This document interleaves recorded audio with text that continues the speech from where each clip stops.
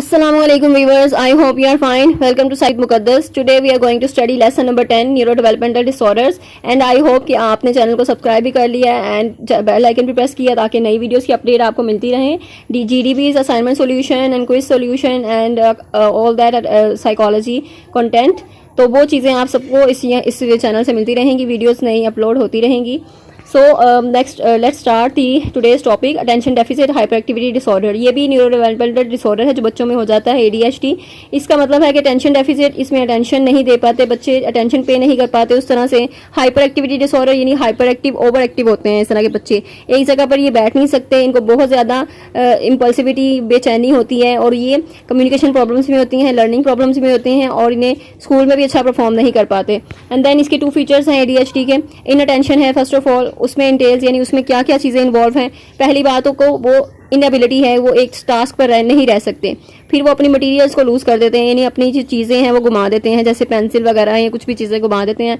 फिर वो इनकंसिस्टेंट है विद द एज और डेवलपमेंटल लेवल के साथ इनकंसिस्टेंट है, वो उस तरह कंसिस्टेंटली जो है वो डेवलप नहीं हो रहे.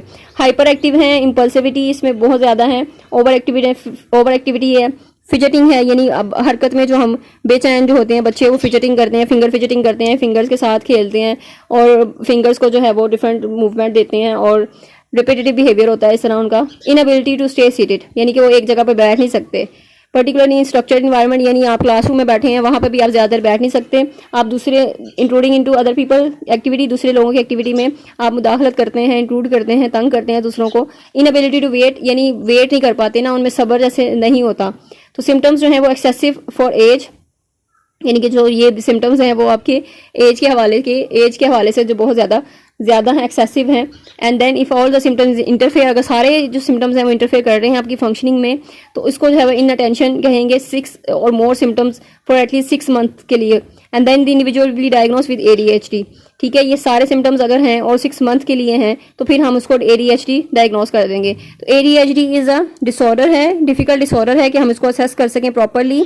चाइल्ड के बिहेवियर को हमने ऑब्जर्व करना होता है डिफरेंट सेटिंग में, जैसे कि होम में, स्कूल में और फ्रेंड्स के साथ, क्योंकि जो सिम्टम्स हैं हाइपर एक्टिविटी की या इनअटेंटिवनेस की वो प्रेजेंट होने चाहिए अक्रॉस मल्टीपल सेटिंग यानी कि सारी सेटिंग्स में प्रेजेंट होनी चाहिए.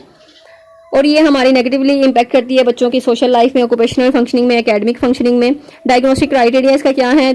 फॉलोइंग इसका डायग्नोस्टिक क्राइटेरिया, जिसमें A है परसिस्टेंट पैटर्न है of inattention and hyperactivity that interferes with functioning और डेवलपमेंट और कैरेक्टराइज्ड बाय 1 और 2. तो attention deficit hyperactivity disorder, first है इसकी इनअटेंशन. इनअटेंशन में हम देखते हैं 6 और more of the following symptoms यानी कि 6 सिम्टम्स होने चाहिए नीचे जितने भी सिम्टम्स हैं और 6 मंथ के लिए होने चाहिए. To a degree that is inconsistent with developmental level. ठीक है, यानी कि वो डेवलपमेंट लेवल के साथ इनकंसिस्टेंट है, उस तरह से आपका वो लेवल के साथ इंप्रूव नहीं हो रही, आपको नेगेटिवली इम्पैक्ट बढ़ रहा है. ठीक है, आपकी लाइफ पे. एंड देन जो 6 सिम्टम्स हैं वो कौन से हैं कि पहली बात तो फेल हैं, often fail to give close attention यानी कि वो अटेंशन नहीं दे पा रहे. ठीक है, स्कूल में जो डिटेल्स बताई जाती हैं, ठीक है, वो अक्सर केयरलेस हो जाते हैं, मिस्टेक करते हैं बहुत ज़्यादा, लेक्चर को वो अटेंटिवली नहीं अटेंड कर पाते. And then B often has difficulty sustaining attention यानी कि वो जितनी भी एक्टिविटीज़ करते हैं या प्ले करते हैं, खेलते हैं या डिफरेंट टास्क हैं उनमें भी अटेंशन जो है वो पे नहीं कर पाते.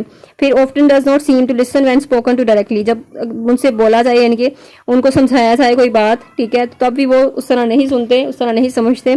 And then often does not follow through on instruction and fails to finish school work, तो वो अपने काम जो है वो इंस्ट्रक्शंस को सुनने में, फॉलो करने में तब वो भी नहीं कर पाते. एंड देन स्कूल वर्क में, दूसरे कोर्स में और दूसरे वर्क प्लेस, दूसरी जगहों पे भी वो इस तरह फेल हो जाते हैं, इन्हें अटेंशन नहीं दे पाते. Often has difficulty organising task and activities यानी कि उस तरह टास्क को ऑर्गेनाइज नहीं कर पाते, चीज़ों को, एक्टिविटीज़ को, उनकी बहुत ज़्यादा मैसअप होती है, हर चीज़ डिसऑर्गेनाइज वर्क होता है उनका. एंड देन F है हमारे पास, ऑफ्टन अवॉइड्स, डिसलाइक्स और reluctant to engage in task that require sustain mental effort यानी जिसपे बहुत ज़्यादा एफर्ट करनी पड़ेगी, जैसे स्कूल वर्क है, होमवर्क करना पड़ेगा, तो वो उस चीज़ को बहुत ज़्यादा एक जो है वो लेते हैं कि बहुत भारी उन पे है ये चीज़ें सारी. एंड देन G है, often loses things necessary for task activities यानी कि अपनी चीज़ें घुमा देते हैं, जैसे पेंसिल्स है, बुक्स हैं. And then easily distracted by extraneous stimulus यानी कि दूसरे जो स्टिमुलस हैं बाहर बिरोनी, उनसे बड़ी जल्दी डिस्ट्रैक्ट हो जाते हैं, तो वही की अटेंशन नहीं दे पाते वो. और फॉरगेटफुल इन डेली एक्टिविटीज़ यानी बहुत चीज़ें भूल जाते हैं. एंड देन उसका डायग्नोस्टिक क्राइटेरिया है हाइपर एक्टिविटी यानी इम्पल्सिविटी में देखें तो हम 6, उसका भी यही है, 6 फॉलोइंग सिम्टम्स होने चाहिए 6 मंथ के लिए। एंड देन ऑफ्टन फिजिट्स विद और टैप्स हैंड्स और फीट और स्क्रम्स इन सीट, यानी कि वो अपनी जगह पर नहीं बैठ सकते, अपने हैंड्स को फिजिट करेंगे, ठीक है, फीट की मूवमेंट होगी। And then often leave seat in situation when remaining seated is expected, यानी कि ऐसी सूरत में वो अपनी सीट जो है वो छोड़ देंगे जब सीट छोड़ना जो है वो एक्सपेक्टेड नहीं होगा उनसे, यानी कि क्लासरूम सेटिंग में बैठे हैं वहाँ पे भी बार बार उठेंगे वो अपनी जगह से, और या फिर वो दौड़ेंगे अबाउट और climbs in situation where it is inappropriate, जहाँ पे इनअप्रोप्रिएट है वहाँ पर वो दौड़ना शुरू कर देंगे या फिर वो क्लाइम करना शुरू कर देंगे, चढ़ना शुरू कर देंगे कहीं पे। तो ये चीज़ें हैं। ऑफन अनएबल टू प्ले और engage in leisure activities quietly, इनकी क्वाइटली कोई काम खामोशी से नहीं कर पाएंगे कोई भी एक्टिविटी, ठीक है। और इस often on the go acting as if driven by a motor, और इस तरह है जैसे किसी मोटर ने उनको चलाया हो, कोई मोटर उनके अंदर फिक्स हुई हो और वो इस तरह ऑन द गो रहते हैं हमेशा, मतलब चलते रहते हैं और बहुत ज़्यादा बोलते हैं। Often blurts out an answer before a question, यानी क्वेश्चन की कंप्लीट होने से पहले ही आंसर देना शुरू कर देंगे, या फिर उनको डिफिकल्टी होगी कि उनसे वेट नहीं होगा उनके टर्न के लिए, या इंटरप्ट करेंगे दूसरों को और दूसरों की एक्टिविटीज़ में। देन अटेंशन डेफिसिट्स का बी जो है वो क्राइटेरिया, यानी several inattentive hyperactivity symptoms were present prior to age 12 years, यानी 12 साल की उम्र से पहले जो है ये सिम्टम्स प्रेजेंट होना शुरू हो जाते हैं। एंड देन सवेयर जो है वो सेवरल इनअटेंटिव जो सिम्टम्स हैं ये प्रेजेंट इन 2 और मोर सेटिंग्स, यानी कि होम में भी हो और स्कूल में भी हो।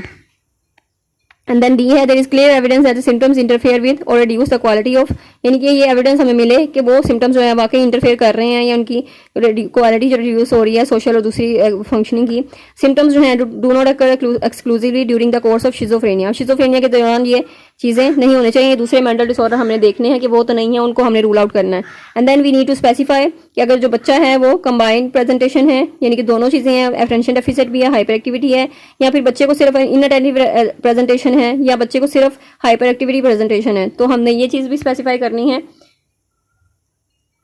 अच्छा, पार्शियल रिमिशन में ये डिसऑर्डर है या फुल रिमिशन में है, ये चीज़ भी है। स्वेयरिटी लेवल देखते हैं उसका क्या है, तो स्वेयरिटी लेवल में माइल्ड, मॉडरेट और स्वेयर है, यानी कि माइल्ड है, सिम्टम्स मौजूद है वहाँ पर, मॉडरेट सिम्टम्स हैं लेकिन माइल्ड और स्वेयर के दरमियान में है, एंड स्वेयर यानी कि बहुत ज़्यादा जो सिम्टम्स हैं वो प्रेजेंट हैं। तो ये है उसका स्वेयरिटी लेवल। और अक्सर क्वेश्चन जो है वो पेपर में आपको आ जाते हैं इस तरह के कि जो हाइपर एक्टिविटी या ADHD है उसके जो डिसऑर्डर है उसकी स्वेयरिटी लेवल जो है वो बताएं, या उसको आपने कैसे डिफाइन करना है। तो इस तरह आप बता सकते हैं कि माइल्ड, मॉडरेट और स्वेयर जो है वो इस तरह डिफाइन कर सकते हैं कि इसमें सिम्टम्स जो है इतने हैं इतने।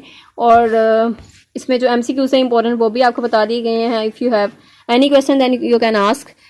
मिलते हैं नेक्स्ट लेक्चर में। टेक केयर, अल्लाह हाफिज़।